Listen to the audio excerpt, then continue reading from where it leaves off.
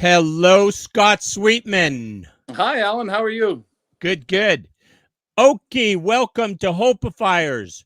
Brother Scott and I here are going to have a chat, and we hope that there's something in here you find interesting. Scott, do you like this look or do you like this look? It's up to you, buddy. I prefer just to see you. I see enough of me all day. So. Oh, I don't know how to do that. I'll do it. I'll do it this way. I'll do it that way. Okay. Okay. So, Scott, Alan. last little bit's been kind of crazy busy for me. How's it been for you? Yeah, with the municipal election going on, there's 38 candidates in total. So gathering up information on everyone is a task. I enjoy it, but there's a lot of people there. I think it's great that many people are stepping up. Yes. You know, considering everything that's going on, and I don't think that there's so many complications to everything right now, right? Like everything takes 5 or 6 extra steps to plan. Speaking to the candidates, they're undertaking quite a chore, and there's 38 of them that have stepped forward in our community, which I think is exceptional. That's fantastic. Yeah. I did interview all of the mayoral candidates, and there's a very good crop of mayoral candidates as well. There is, yeah. 100%. The hard part there, I think it's, in getting information from all of the candidates, there's really none that I would say don't have the best interests of our community at heart.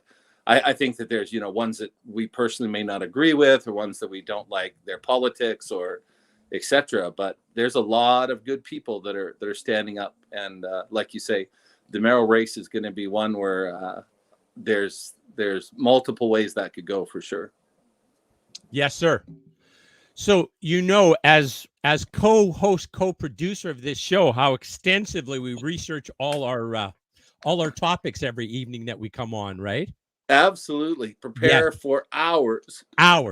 So I was just reviewing last 10 minutes ago here this report from Lethbridge Family Services. Nice. A beautiful agency. They do amazing work in our community. The CEO, Sandra Mintz, an amazing leader in our community. And basically, they have, I don't know if you know much about them, but they got a DeCapo disability services program, and immigrant services, counseling, outreach, and home services. Wow. And so they do like a whole bunch of courses as well. They have an outreach program. I've taken lots of their courses. Excellent facilitators. So anyways, in here, as I'm reading this report, it had this quote, and I thought, this quote. Oh, that's a good one. This is a juicy one. Scott and I will have fun with this quote. Okay, here it comes. You ready? I'm ready, sir. All right. Ralph Waldo Emerson, they've attributed to here on page 13, Lethbridge Family Services report. Not to be confused with Where's Waldo. Yeah, not him. No. So Ralph Waldo Emerson said, "It is one of the most beautiful compensations of life that no man can sincerely try to help another without helping himself." Oh, that's brilliant. Oh, that is beautiful. Hey, that's brilliant. That is. I love it. Great quote. I don't think Ralph Waldo Emerson meant in a material sense. Like, if you sincerely try and help somebody, that doesn't mean there's going to be a material reward to you, but certainly the reward, the compensation is going to be your. Well, wait a minute. How do you think he meant this? I agree with you. I don't think it's material, certainly. I think that just what was going through my head was some research I was doing for the show on hope. And I was looking at some research done in the field of positive psychology. And what's really interesting is positive psychology is a relatively new field. I think in the 70s or early 80s, it was established. Psychology in the past has been focused on returning people who are sick to normal. And a group of people got together and said, that's kind of setting the bar low. Not for people that obviously are having trouble or in need of help. But why don't we try and help people who are feeling normal? And I'm using their word, not my word. How do we try and help them be better, feel better? So let's set the bar to, and they said, well, how are we going to separate ourselves? And they said, well, let's call it the field of positive psychology. And they were looking at hope, and they did a big research on hope. And one of the things they found about hope is when you have hope, even if you fail, you ultimately feel better afterwards, even if that hope doesn't come true. And I was just thinking about, often when we help people, it doesn't always turn out the way we'd hoped, or, maybe we don't get whatever we were hoping to achieve out of that. Maybe it doesn't help as much as we hoped it would, or, something goes wrong. But I think that Emerson was correct, that the people we try and help at least know they're not alone, right? Even if our helping doesn't turn out to be what we hoped it would be. Right. And we know that we've helped. And so I think like that, even if we, hope for something and it doesn't come true, we still benefit psychologically and as people. I think when we try and help somebody, even if it doesn't solve their problem, even if it doesn't, work out the way we want, I think it still helps both parties. So that's what I was thinking about when you said that. I thought, that makes sense. And it doesn't have to be that we, solve the problem. Going back to your man box, I think that's something that men are always trying to do, right? We learn as we get older that we don't have to solve every problem, that sometimes we just need to be there and listen and be part of the process. But that's a tough lesson for men, isn't it, Scott? Well, I can't speak for all men, but certainly any men that I've talked to about it. The two in this conversation, I think it would be applicable to the two men in this conversation. Absolutely, yes. Yeah. And we both have daughters, so we know that extends not just to our partners, spouses, whatever have you, that are that also goes on as the generations pass on too. Yes. Yeah, I just chatted with our daughter today. How was going to do her dissertation, not this Friday, but a week from Friday. Ooh, so a week. Excellent. And then she will be after referred to as Dr. Caitlin Nicole Friesen. Wonderful. Yeah. Are you going to get to watch by Zoom? Yeah. Wonderful. Yeah. So we're going to watch that Zoom, and that'll be exciting. And so but back to, when she was younger, when she was really an adult, I was still trying to make decisions. I was trying to solve problems. She didn't want my help and didn't need it, right? She didn't need it, didn't want it, right? So I know that in some ways, not like being there to support her and saying, being there to, hey, yeah, gee, sorry, you're having this experience.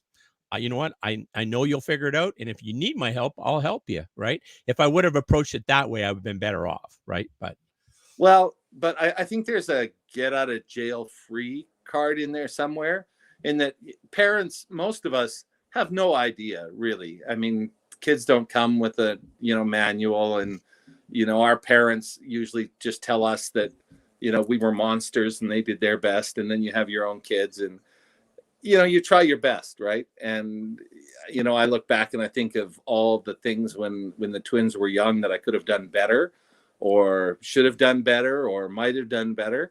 And, all in all, they've turned out to be quite good people. And, maybe it was luck or their own ability. And so like Caitlin, she's been successful and a great person. And yeah, I think you give kids love and a chance, and maybe we don't have to be right all the time. I don't think so. Your girls are very caring, beautiful human beings. You've done very well, you and Fleur and Michelle. And yeah, thanks. Awesome. Yeah, it takes a community. The twins have always been involved, and I didn't know Caitlin when she was younger, of course, but I think that when you're part of a community, children really benefit from that. And that's the one thing that really worries me about COVID, is that sort of cutting off of community that's so beneficial for everyone, but children especially. And I think that goes back to your quote too, right? We really need to make that effort to help those around us, which helps us. Exactly. And as you said as well, if it doesn't, even if you didn't create the change you were hoping for, or the degree of help you were hoping for, just for being there, a caring human being, listening to somebody and saying, oh man, that sucks. I feel for you. I don't think there's anything I can do for you. I can give you a hug, and you're gonna get it. Like, if that's all you can do is affirm and encourage somebody, I think that's all you can do, right? But if there's other things that they say, they identify, hey, if you could do this for me, that would help me make this happen. Great. So anyways, I think you're always just the sincere extension of the help, or the sincere offer to help, has great value for both the person offering that help and for the person hearing that offer, right? Even if that person hearing that offer doesn't take them up, says, no, everything's fine, I don't want to talk about it, I think they would still know that somebody cares enough to want to have a conversation that's not going to be perhaps pleasant, right? That's going to be a little bit, that you have to be a little vulnerable to what you might hear, right? Yeah. So I think, but again, just making the offer, extending the offer, I think has huge value. So I have a question for you, Alan. It's something I was thinking about, and it's directly relative to what we're talking about. And it's to do with social media. As you know, of course, so much of our interaction these days is on social media. And that's how a lot of people interact. And for some people, they have friends that are, quite involved in their lives, and they've never actually met in person. It's all been over the internet. And I was thinking about it. Sometimes you'll see somebody post something and it'll say it's not an original text. It's something that's copied, which is interesting. But it'll say, I want to see how many of my friends actually read this. Most of you won't read this, but those of you that are my real friends will read this to the end. And if you do read it to the end, will you cut and paste it onto your timeline? And those kind of things make me wonder a bit, because I don't know what the outcome is there. What are they hoping for when they do that? That's a good question. And I know that, like, I haven't probably read one of those, not that I haven't received them, because Facebook is a mysterious thing, but when I see one, I just skip right over it. Like, I'm not going to do the cut and the paste and stuff, right? And so is it where it's kind of like you're qualifying yourself as that person's friend if you don't respond to what they send out? Well, you can't be, like, I don't understand what that's about. So, yeah. Well, and I think that people often create their own misery in that respect. And I think that that's hand in hand with what we've talked about in terms of helping. I think it's important that, when you're in pain and you're suffering and someone reaches out to help, often we're not as grateful as, we would normally be if we weren't in that painful place, or we weren't having whatever problem it was. But I do think it's really important that when people get past that, they take the time and energy to go back to that person and, say, hey, I was in a bad place, and, even though maybe I turned you away or didn't accept your help, I really appreciate that you did try to help, or that you acknowledge my situation, or in some way. And I think that social media, Cheryl Crichton, their family dog Bear passed away yesterday, and and all of us who know Kale or Cheryl, or the family, well, of course, are sad for them, because it's like us. Remember the family. Curl with horses. We feel for them, of course. And so, people are leaving condolences for Bear, and it was a very sweet kind of personal thing. And, I was reading the messages, and you could tell that the people that were responding really understood and knew the family and knew Bear. And sometimes when I see, an obituary, or somebody posts online that somebody's passed away, you see, a tremendous a number of, condolences, rest in peace. Or maybe a better example, somebody like a celebrity, or somebody that's, not directly known to people, but they get 1,000, condolences, or 2,000 condolences or stuff. And I'm wondering if people aren't doing that. I think it's genuine. I'm not a cynic. I'm optimistic that it's genuine. But I think that's an example of it helps them too. They're dealing with that loss, or that sadness. Okay. So expressing their I see what you're saying. Expressing their empathy about, oh, I know what that feels like. I lost my dog Fluffy 2 years ago, or whatever. That kind of, for them, it's kind of a healing thing for them to kind of acknowledge the pain that's associated with losing a member of the family, a furry member of the family, kind of a thing. Yeah, Is I that think in kind of that right? case, or like when an actor passes away or something, I loved Jimmy Stewart when I was a kid, and I loved his shows, and fantastic work as an actor. And when he passed away, I was genuinely sad, although I didn't know him in any personal way as a person.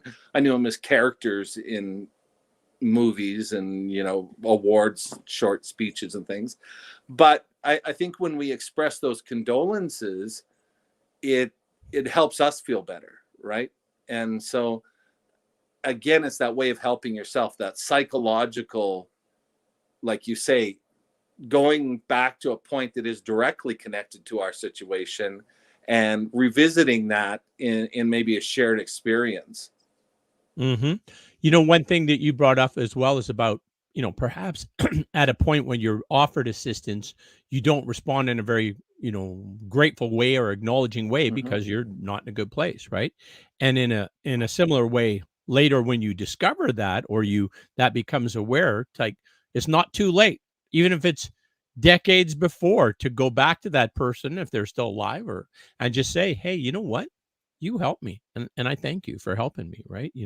So I think that's a value. Have you ever had a situation where, you know, years later, a decade later, you go back to somebody and say, you know what, that was very valuable. Thank you for doing that for me. I have. Maybe I won't give an example because that would be discussing someone else's tragedy. But I know when I was in Japan, across from one of our schools, there was a little mom and dad dry cleaners. And the mom and dad were actually grandma and grandpa, and they must have been in their 80s. And one day, the kids all started sort of screaming and pointing out the window. And we looked out the window, and the dry cleaners was on fire. Ooh. And there were sort of people taking notice, and so I went running over there, and one of the other teachers came with me, and the wife was outside of the dry cleaners, and there was flames coming out of it, and she was yelling that her husband was in there still, and she went running back in, and I went running back in after her, and grabbed her, and sort of physically manhandled her back out of the building, and it blew up as we were sort of coming out of it. It was like a movie scene, and it knocked us both down, of course, and there was people standing around filming it and doing various things, and she was yelling and screaming at me, saying some very not nice things in Japanese. Sure. And I my Japanese wasn't perfect or great even, and I could tell she was talking about money, and she was talking about stupid foreigner and all of these things, and she was very angry with me. And so her daughter showed up a few minutes later. They lived very close, and took her mom. The police and fire department came, and so I walked back to the school. And I thought about it, every time I saw the burnt out building, and of course, it turned out that the father had passed away in the fire. He was cooking something and knocked over a pot of grease onto an open flame. And of course, that started the fire. And the explosion was the propane tanks, which shouldn't have been on the inside of the house, but were on the inside of the house. And I don't know, a couple weeks later, 3 weeks later, there was a knock on the school door, and looked through the visor thing, and it was the elderly lady from the fire, the owner, and her daughter.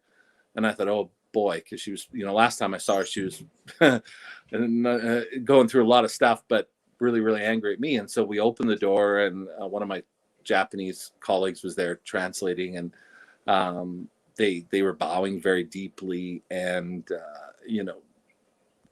the gist of it was the mom and daughter had come back to apologize to me because after the mom had time to think about it and grieve for losing her husband and losing her business, She had been running back in to get, they had apparently kept their life savings in cash in the store. And she knew that her husband probably was already gone because the fire had come from the back of the house. But if he wasn't, or he was hurt, they would need money for hospital and to rebuild. And of course, when I took her back out, there was no way she could get the money. But she realized after she had gone through all of those emotions that I had probably saved her life, because she would have been in there when it blew up. Right. And it was, I felt really moved by the whole process. And You felt what, Scott? You felt what? Very moved. Moved, yes. By, Okay. That, because I felt bad, because I thought, did I do the right thing? Because you never know, right? Situations you act without thinking, and like, I didn't really know what she was trying to do. It's just, you don't let somebody run into a fire, was sort of my thinking. So now, after that, shortly after, they commissioned some Scott Sweetman action figurines that saved heroes for saving people out of fires. Is that what happened? Well, no, no, but she did. It was really nice, like you say, because had she never came back, and it wasn't that I, saved her life or whatever. Well, you did. You saved her life. Yeah, you never know how it would have turned out, right? But, okay, well, how could it otherwise turned out different than her dying? If she goes in, you pull her out, and as you're exiting, and the building blows up. That's like Hollywood stuff there, man. Yeah, it was. What surprised me most is most people were, everyone was just standing around videoing it. Yeah, there was like no one taking action. Everyone had their phones out and was videoing it. But yeah, I learned later. You know what? They were all worried they were going to go and stop her from getting their money. No. Maybe they knew what she was doing. I didn't. Did the money get burned up in the fire too? Sorry. Did the money get burned up in the fire absolutely. too? Everything. Absolutely. It was gutted, and it was quite terrible. But the community came together and raised money for them and rebuilt things. And she moved in with her daughter. And the last I heard, things, I mean, they weren't perfect. Obviously, her husband had passed away and her livelihood was destroyed, but she was doing okay. But it was really, it bothered me so much. Not that she hadn't thanked me, but thinking that I had made the situation worse, or that I had somehow, in my intent to help, actually hurt her. And it must have been really hard for her. She was a senior citizen.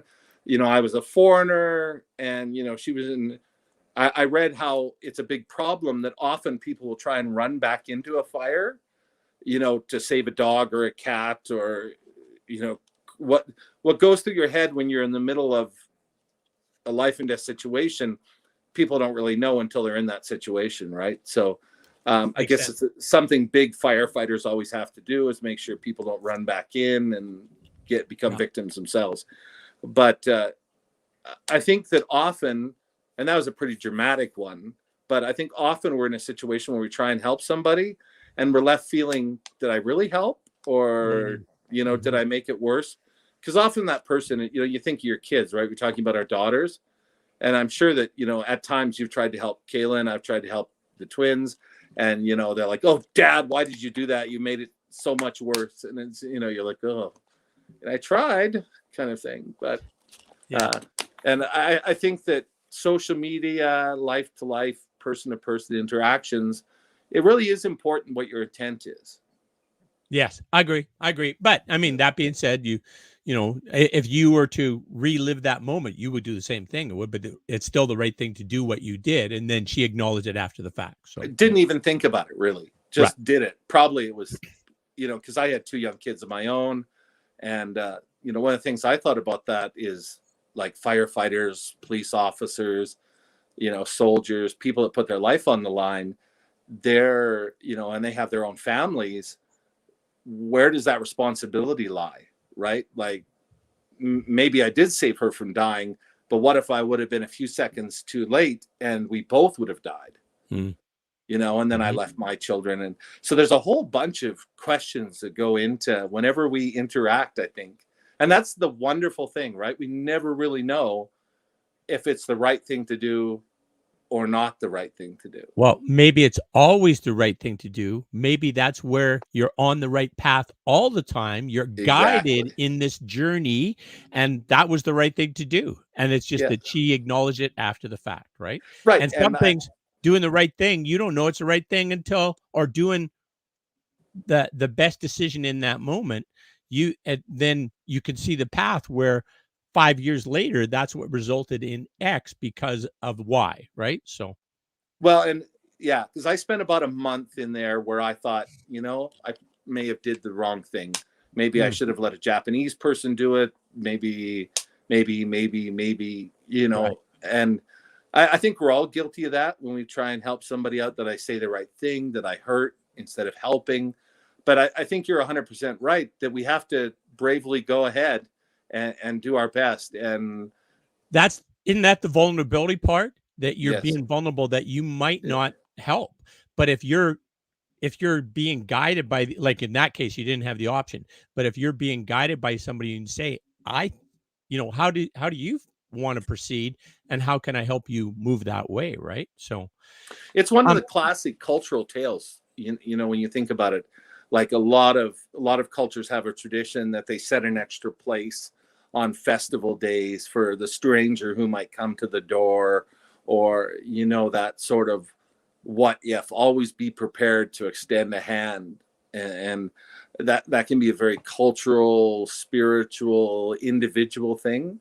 But I think it's very important that we remember in our culture that, and there's a lot of ways things can go wrong, and there's a lot of blame in our culture for things, but that shouldn't stop us from trying. so Scott, have I ever told you about Maurice Lanoux, Mo Lanoux? Molyneux, lay it on me. If All you right. did, I'm not connecting the name. When I was, I don't know, maybe 12 to 15 or so, I played hockey, and my hockey coach was Mo Lanoux. Today, Mo Nice. would not be a name that a lot of people would want to adopt, but was Mo Lanoux, and he was the bus driver.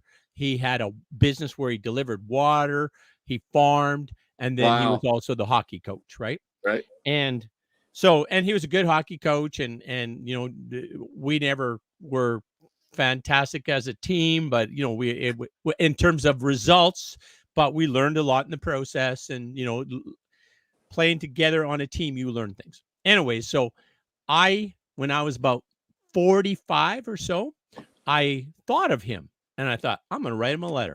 So I wrote him a letter, and it basically just said, "Hey, Mo, Mr. Lanoux, you might not remember me. You coached me hockey, and obviously I didn't make the NHL, but I just wanted to let you know that I appreciate you and thank you for taking your time to hang out with us boys and kind of give us some direction and guidance and life skills, and show us how to work together, and show us how to deal with when you have a loss, and show us how to be also gracious winners."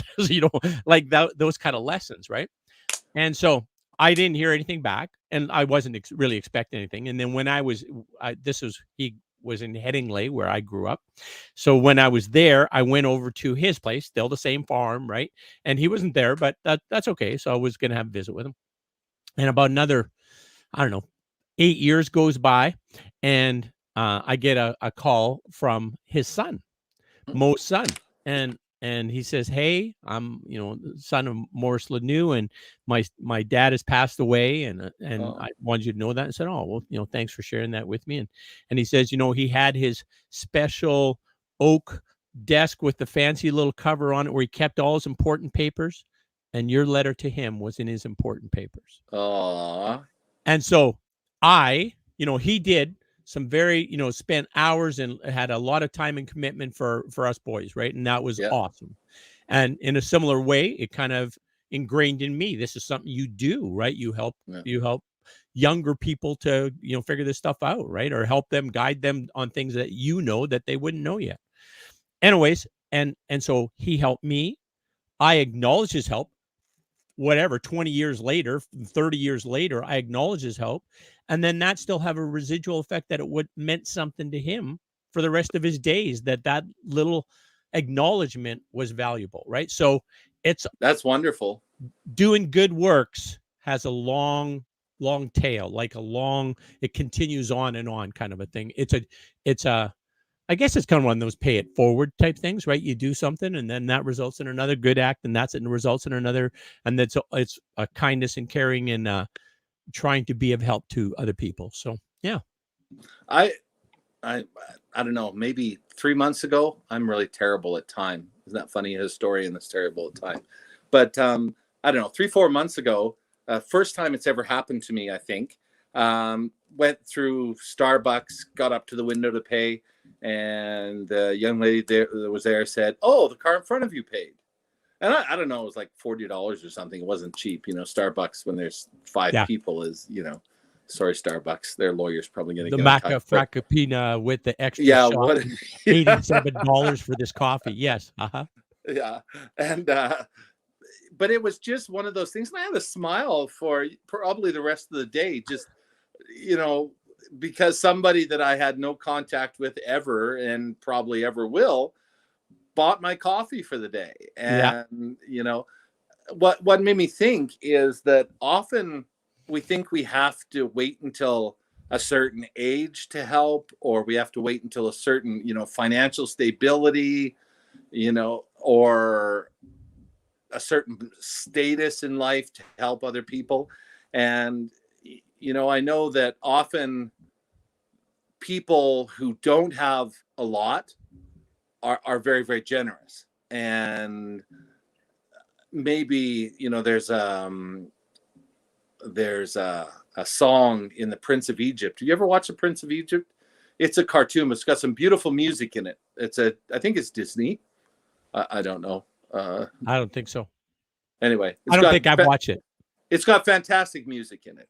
Anyway, and one of the songs about it's a Bedouin tribe. I think they're Bedouins, and they're poor, but they, whatever they have is yours. So, they find this guy in the desert. It turns out it's Moses, but they share their food and their tent and everything with him.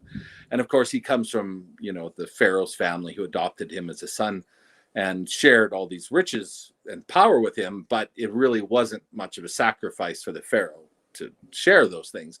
But for the people out in the desert, they didn't have that much to begin with, but they were willing to share it.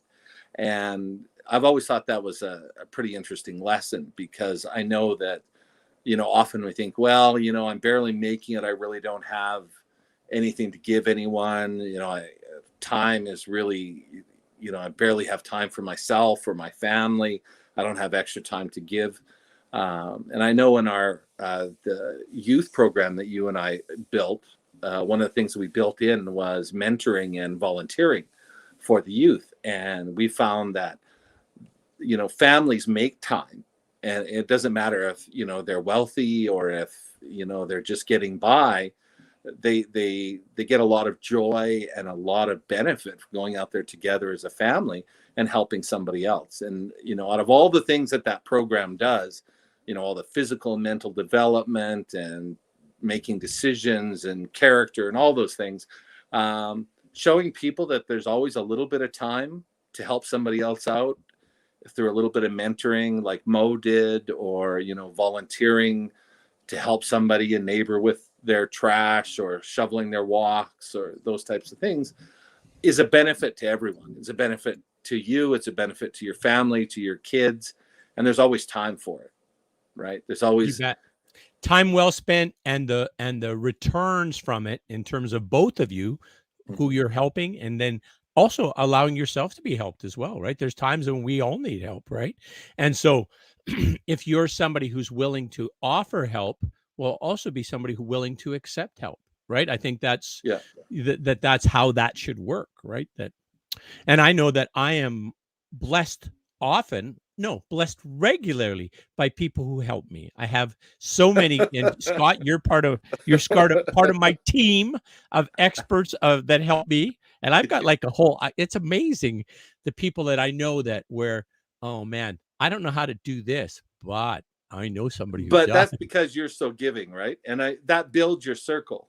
And I think that people who give have a very strong circle, and they have people looking out for them, and they're not usually in a position where they have to ask for help because they have a group of people around them that are, you know, always checking up on them. You know, I'm always thinking, you know, how's Al doing today? You know, is everything going all right in his world? And if, you know, if I don't know, then I'll fire you off a little, you know, text saying, hey, how's it going? And, you know, there's maybe a dozen people that I'll check in every couple of days and just make sure their world's going all right. And You're a good friend, Scott Sweetman. You're a good friend, buddy.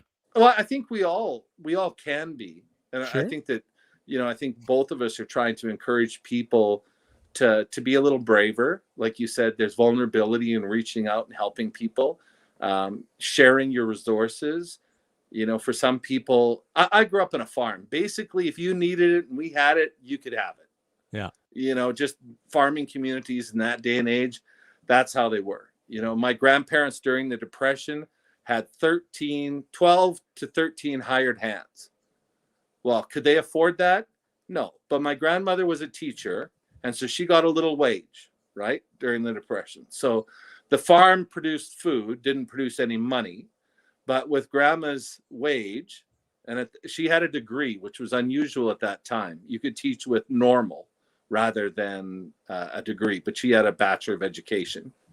And so this is 2 generations ago, right? Yeah.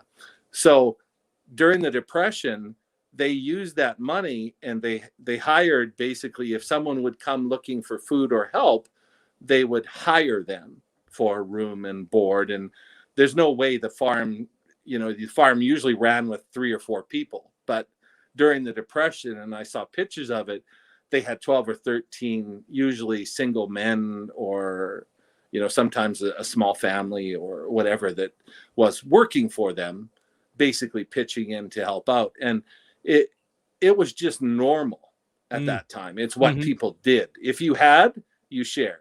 Yeah. And if you didn't have, then you took, but you paid it back in sweat or in some way that you could, right? Okay, so that's not the way things are now, generally. No. I mean, No. that happens, right? In some settings, some communities, that happens. Yeah. But in general, that's not how it works. Why?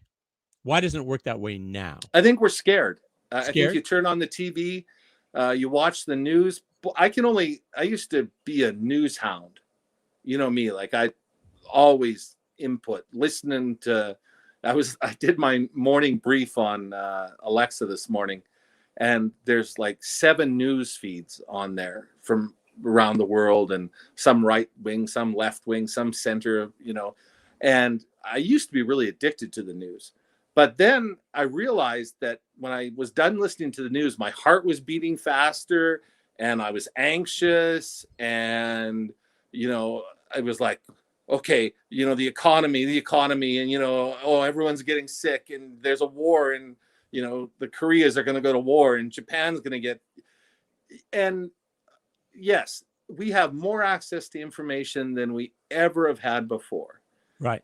And, you know, today I heard, I think it was today or yesterday, I heard the news sort of in the background as I was working, maybe 4 or 5 times. And each time the news came on, and I was listening to Alberta Global or CBC or something, and they said there's a flash flood in Alabama and a young boy had died. And absolutely, I feel for him and his family.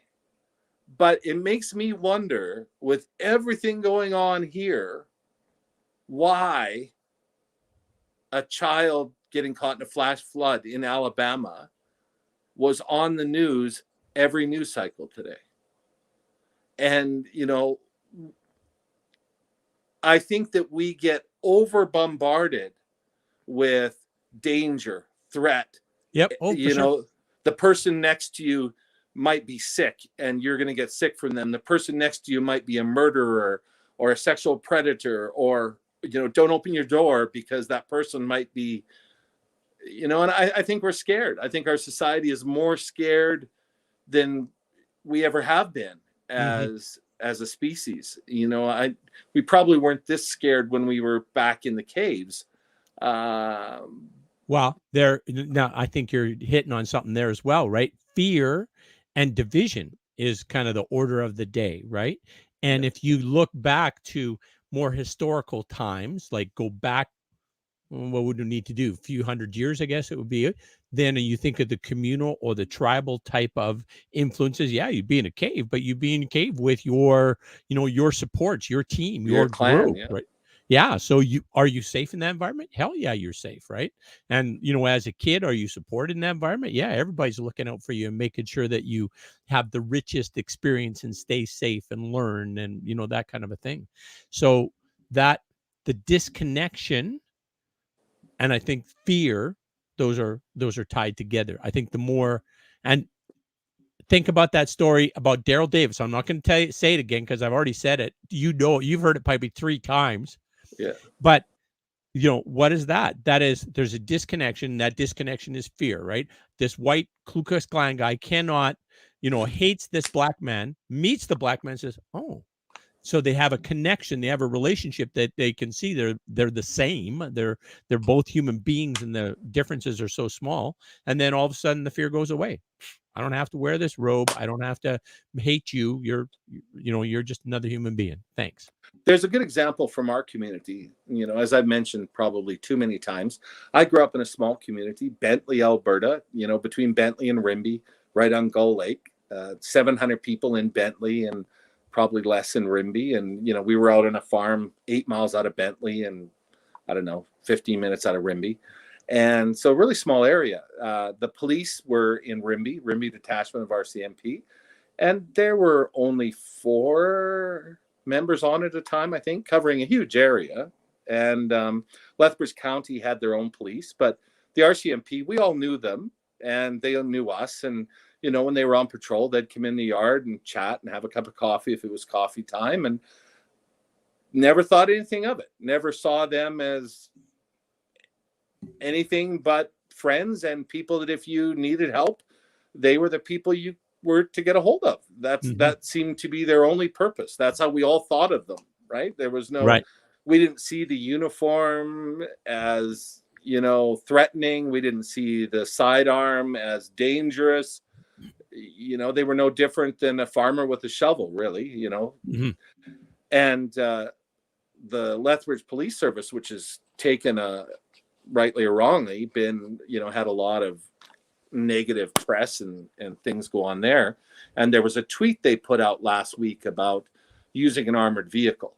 And the graphic that someone chose to go with this, the original tweet had, the black, it was black and gray or black and white, the outline of, with what looked like, a military style carbine and military style helmet. And it was really sort of aggressive and ominous.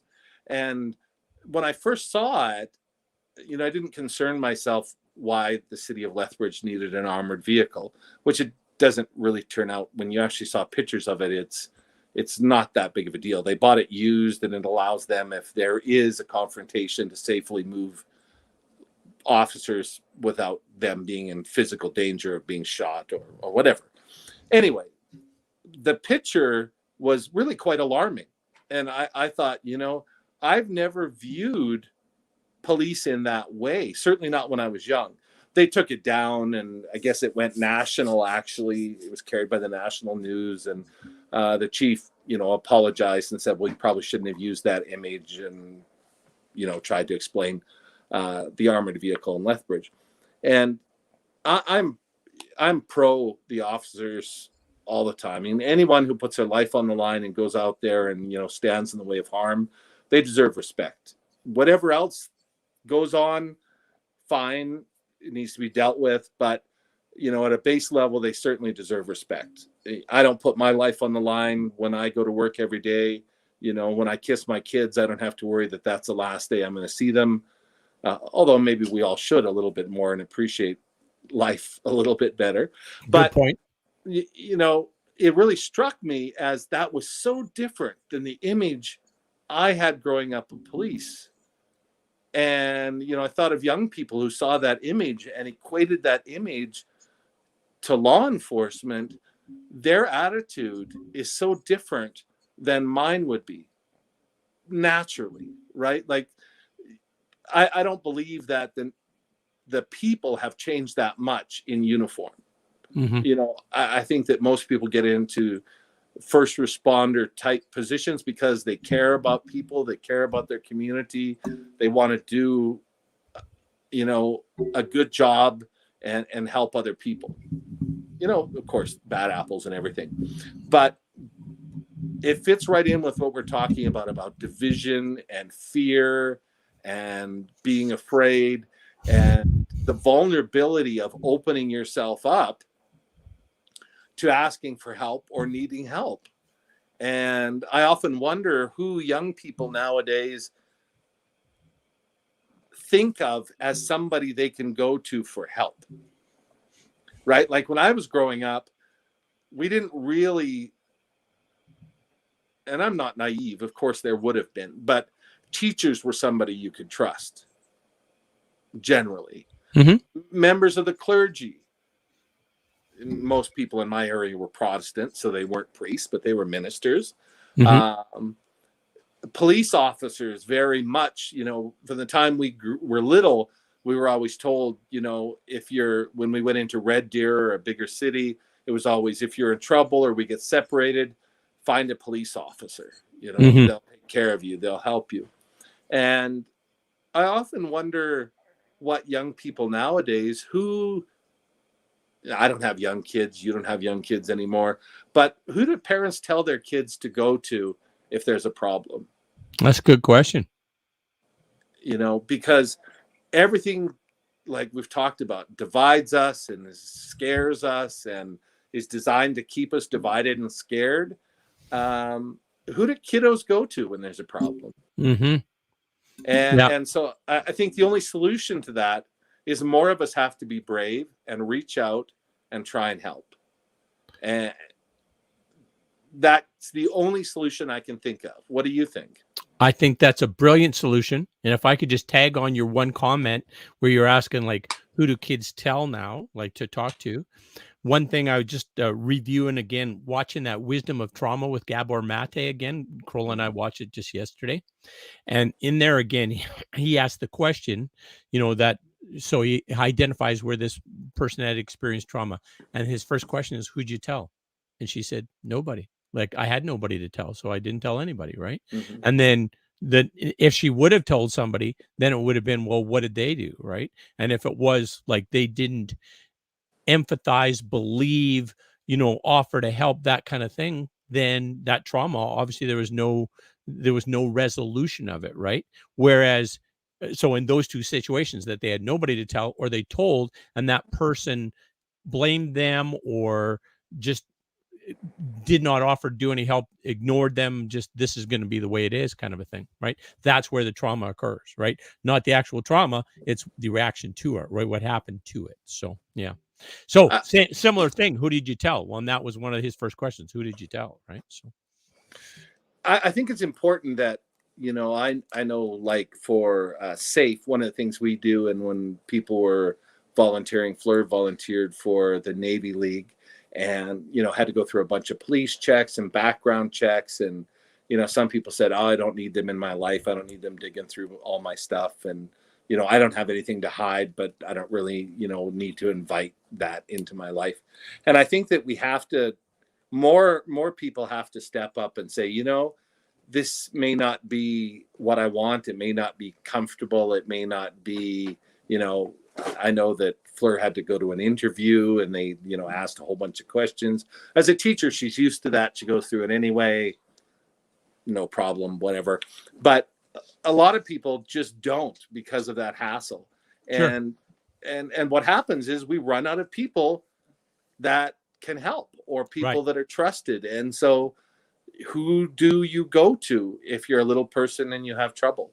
So I think the hope that we want to leave people maybe with, that we're talking about, is the challenge to reach out more, the challenge to be a little bit more vulnerable, to make yourself more available. And sometimes it's not going to work out right. And sometimes you may get, you know, taken or used, or, you know, it may not turn out the way you want.